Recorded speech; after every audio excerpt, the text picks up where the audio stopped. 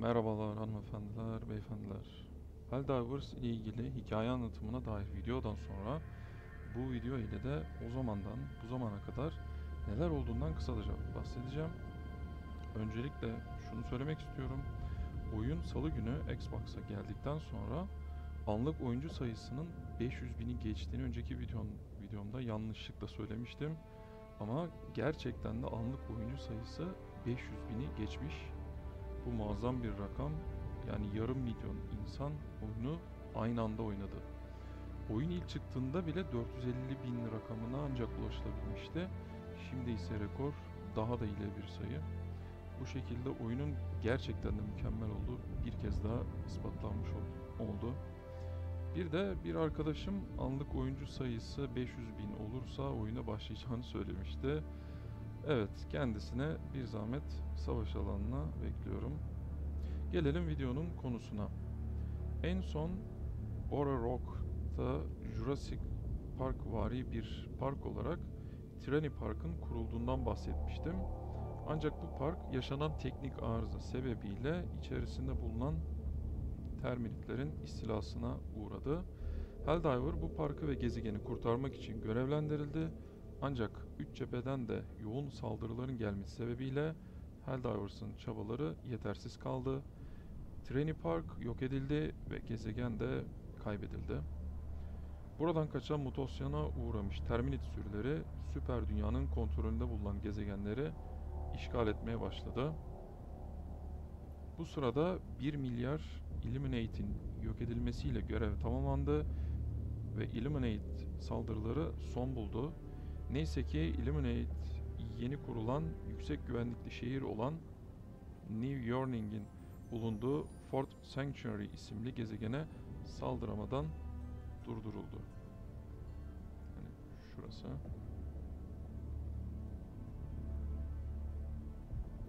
Aksi takdirde Helldiver bu şehre de yoğunlaşmak zorunda kalacak ve diğer iki cephedeki sıkıntı daha da artacaktı. Ancak otomaton ve terminit cephelerinde durum pek iç açıcı değildi. Savaş bu cephelerde daha da yoğunlaşmıştı.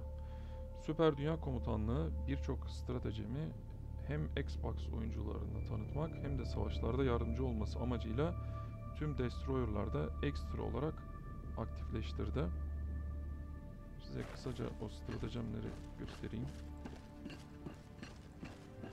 One shudders to envisage what repulsive larvae gestates within the glue as we speak.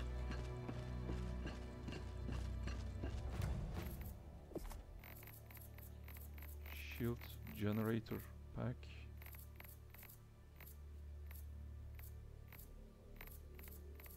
Tam olarak şu. Çok kullanışlıdır. Orbital Laser.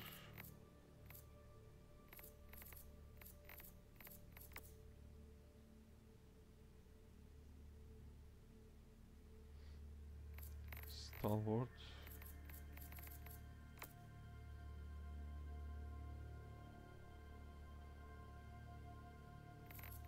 Gatling Sentry.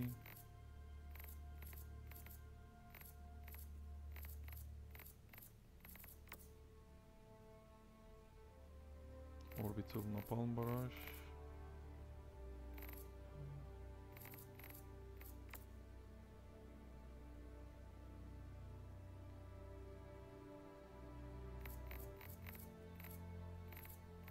Guardhawk Rover. Lazer silah taşıyan drone. HMG Emplacement.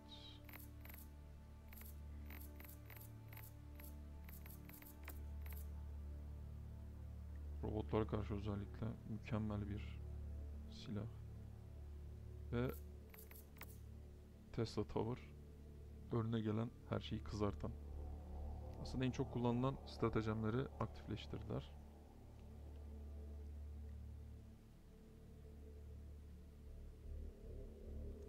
Bu sırada Fort Union gezegeninde bulunan ve yüksek güvenlikli yeni kurulan New Hope isimli mega şehir terminitler tarafından saldırıya uğradı. Yine Emeria gezegeninde bulunan yine aynı şekilde olan mega şehir New Aspiration Aspiration'da otomatonlar tarafından saldırıya uğradı. Helldiver otomatonları bu şehirde üst üste 2 sefer bozguna uğrattı. Bu bozgunlar ile de ana görevlendirmelerden olan 1,5 milyar otomaton öldürme görevi başarıya ulaştı ve otomaton saldırıları böylece sona erdi. Ancak Terminit cephesinde işler hiç planlandığı gibi gitmedi. Her ne kadar Fort Union gezegeni savunulmuş ve yüksek güvenlikli yeni kurulan mega şehir New Hope kurtarılmış ise de mutasyona uğrayan Terminit sürüleri birçok gezegeni istila etmişti. Şuradan haritadan da görebilirsiniz zaten.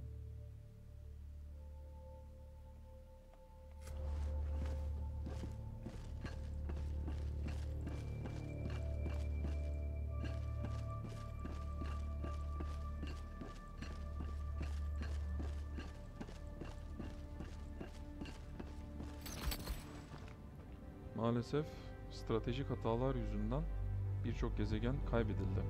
Zira saldırıya uğrayan gezegenleri savunmak yerine saldırının geldiği gezegeni özgürleştirerek bu saldırıları sona erdirmek varken 3'e bölünerek savaşılması sebebiyle hem saldırıya uğrayan gezegenler kaybedilmiş hem de saldırının kaynağı olan gezegen özgürleştirilememişti. Size şunu şöyle anlatayım.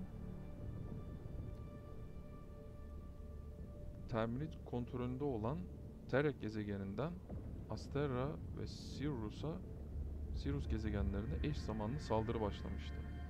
Eğer herkes organize bir şekilde Terek'e odaklanıp bu gezegeni özgürleştirseydi hem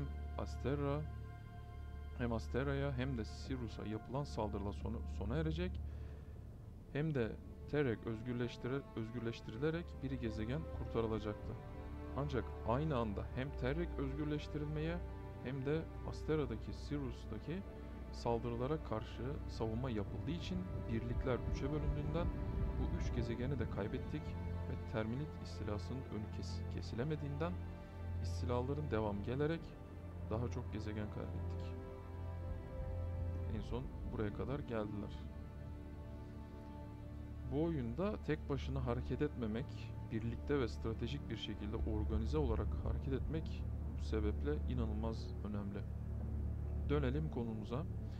Tek cephede yoğunlaşıldığından 6 milyar Terminit görevi de başarıyla sonuçlandı. Bu şekilde Helldiver'a verilen 3 ana görevlendirme de sonuç itibariyle başarıya ulaşmış oldu. Size Süper Dünya'dan gelen mesajı okuyayım. Savaş kazanıldı. Alçak, sinsi, üçlü istila başarısız oldu. 3 düşman filosu da yok edildi ve New Hope, New Aspiration ve New Yearning maksimum güvenlik şehirleri güvende duruyor. Bu zapt edilemez tasarımlarının tam olarak öngörüldüğü gibi işlendiği kanıtlandı. Bu tarihi zafer hem eski hem de yeni süper muhripleri kullanan sarsılmaz Helldiver'larımız tarafından sağlandı. Bu savaşta isteklilik ve ateş hızı, isabetlilik ve saha deneyimi kadar önem taşıyordu. Bu kesin zaferin onuruna yeni bir ulusal bayram belirlenecek. Oy birliği ile intikam günü. Parantez içinde Refah Bakanlığı'nın onayı bekleniyor. Ancak bu tartışılmaz zafer, özgürlük düşmanlarının federasyonumuza, vatandaşlarımıza ve ahlaki kararlılığımıza karşı yarattığı yıkımı ortadan kaldırmıyor. Artık birçok gezegen düşmanlarımızın elinde. Milyonlarca vatandaş öldürüldü ve milyonlarcası kurşunsuz konutlarından sürüldü. Bu üçlü istilanın katalizörünü yanlış anlamak mümkün değil. Terminitlerin Gloom'un içinde gizlenen saldırı diğer düşmanları da saldırıya katılmaya teşvik etti. Savunma pozisyonu artık yeterli değil. Gloom yok edilmeli. Gerçi genel olarak evet, mesaj bu şekildeydi ama genel olarak galaksi haritasına bakıldığında buna başarı demek çok zor. Managed democracy calls for aid. Only you can answer, Helldiver. Önceki videoda da bahsettiğim gibi 2 Eylül'de gelecek olan güncelleme ile Gloom'un içerisine dalacağımızdan bahsetmiştim. Yeni gelen ana görevlendirme ile de Gloom'un içerisine girmeden önce Nival 43, Hellmire ve Fori Prime isimli gezegenlerde ileri harekat üssü kurulabilmesi için bu gezegenleri özgürleştirmemiz emredildi. Bununla ilgili Süper Dünya'dan gelen yeni emri sizlerle paylaşayım. Vatandaşlarımız, yaşam tarzımız ve New Hope şehrimiz saldırıya uğradı. Askeri sınıf çelikten bir kararlılıkla karşılık verecek. Kararlı bir misilleme eyleminin zamanı geldi. Gloom'dan intikamımızı alma zamanı geldi. Bu yağcı hastalık terminitlerin içeriden omurgasız pusularını kurmalarına çok süredir izin verdi. Bu çeneli yaratıklar çok süredir şehirlerimizi terörize ediyor. Maksimum güvenlik şehirleri ve diğerleri. DSS henüz Gloom'u geçebilecek durumda olmasa da bu nefret dolu vahşetin bir an daha devam etmesine izin veremeyiz. Bu hafta itibarıyla tüm Helldiver'lara Bu hafta itibarıyla tüm süper muhrip ışık hızı sistemleri en az 2 kat Gloom'a dayanıklı polimer ile kaplama aldı. Helldiver'lara sayısız yeni üye katıldı ve muhrip filosu onları barındıracak şekilde genişletildi. Güçlüyüz ve hazırlıklıyız. Spor çıkış analizi Mirin sektöründe potansiyel bir Gloom kaynağı olduğunu gösteriyor. Mirin sektörü de tam olarak burası. Şu alan. Helldiver'lara Gloom'un mutasyona yol açan karanlığa bir kez daha göğüs germeleri emredildi. İlk işleri çevresi içinde kalıcı bir ileri harekat üssü kurmak olacak. Oradan Mirin sektörünün derinliklerine operasyonlar yürütebilecekler. Mirin sektörü gerçekten de Gloom'un kalbini gizliyorsa göğüs boşluğunu açacağız. Büyük, yüksek değerli biyopsiler alacağız. Ve adaletin o uzun ve son monitör bip sesinin tadını çıkaracağız. Operation Righteous Reclamation yani haklı geri alma harekatı şimdi başlıyor.